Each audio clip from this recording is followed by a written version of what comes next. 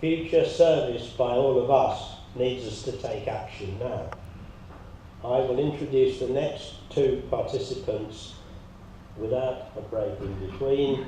So we will have initially Peter Andrews talking to us about our connections and our partnership with the Fire Brigade. Good morning, everybody. Peter Andrews from Stowmarket, Gipping Valley Rotary Club. I'd like to introduce John Archer from Harleston Club, Dal Roy from Wisbeach, and Group Commander Paul Goodman from Suffolk Fire and Rescue Service. Okay, so today you're going to hear about our new approach to establishing a District 1080 smoke alarm project, and to hear where we are in Suffolk, Norfolk and Cambridgeshire. All fire and rescue services in the UK have fire prevention initiatives, including the installation of smoke alarms that are installed in the homes of the elderly and the vulnerable.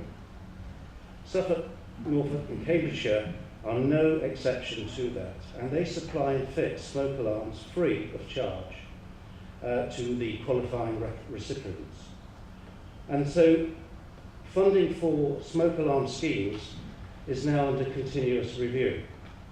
And as a consequence, fire and rescue services over the country are under constant pressure to make savings on their budgets. This clearly means that there will be an inability to support the recipients, and they may, as a result, perish in fires through inhalation of smoke or through the fire itself. Our club in 2014 recognised there was an opportunity here for Rotary to get into action. And so we formed a partnership with Suffolk Fire and Rescue Service, and we supplied smoke alarms. But we realised that this was going to be a major task for us as a club. And so therefore what we did was to talk to other clubs around Suffolk and to get them engaged in helping our cause. To date, I'm very pleased to tell you excuse me, that we've actually supplied in excess of 2,500 smoke alarms. And we know that some of those smoke alarms have actually saved lives in Suffolk, which has been fantastic as far as we're concerned.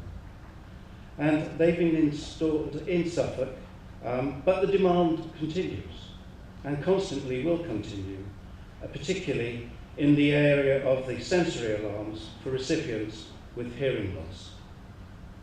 The smoke alarm scheme is the perfect community engagement project for clubs, and it's not expensive, I can assure you. So what we've agreed is that Suffolk Fire and Rescue Service will install them for you, but if you really want to do it yourself, you want to become a community fire volunteer, such as I am and 3 others in Rotary, and we go around installing the alarms and assessing the homes of the elderly and vulnerable for safety. Importantly, our club has been awarded a £5,000 district grant, which we would like to share with Suffolk clubs. And any donation that you make, we will match that to a maximum of £500. But you better get in the queue because the people are knocking on the door already. It's entirely within the grasp of Rotary clubs in Suffolk to make any community a safer place of which to live, and we're looking forward to your support.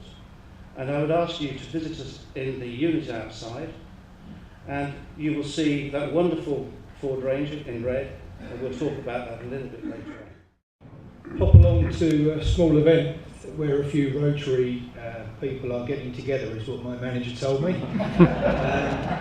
It's nice to see so many people here.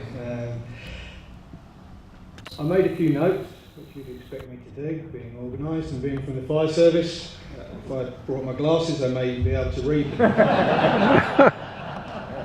I'll start off by giving a few introductions. We've got colleagues from Cambridgeshire and from Norfolk here. Myself, my name is Paul Goodman. I'm the Prevention and Protection Manager.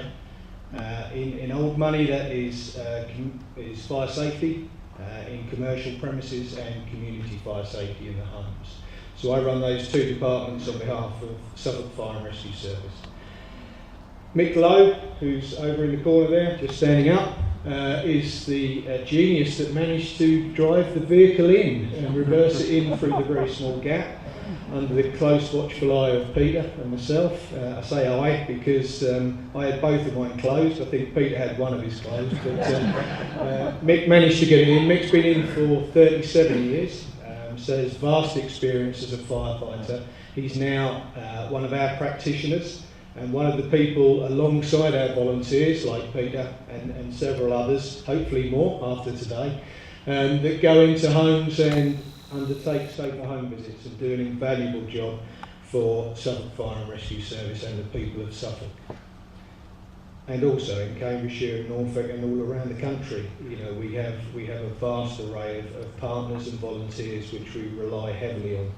You know, we have many partnerships, as I say, but the Rotary Club have been a tremendous support to Suffolk Fire and Rescue Service. I believe it started with Peter and some of his colleagues in Stowmarket and Gipping branch.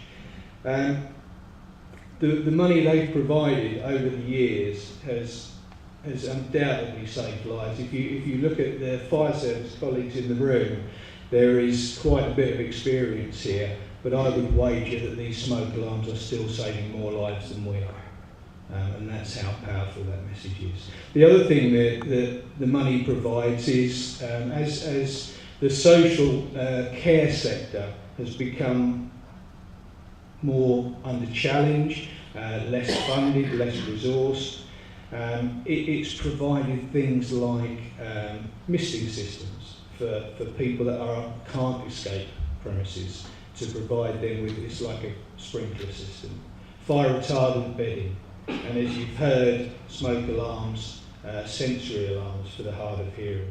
But we do rely on the Rotary Club, so I'd like to thank you very much.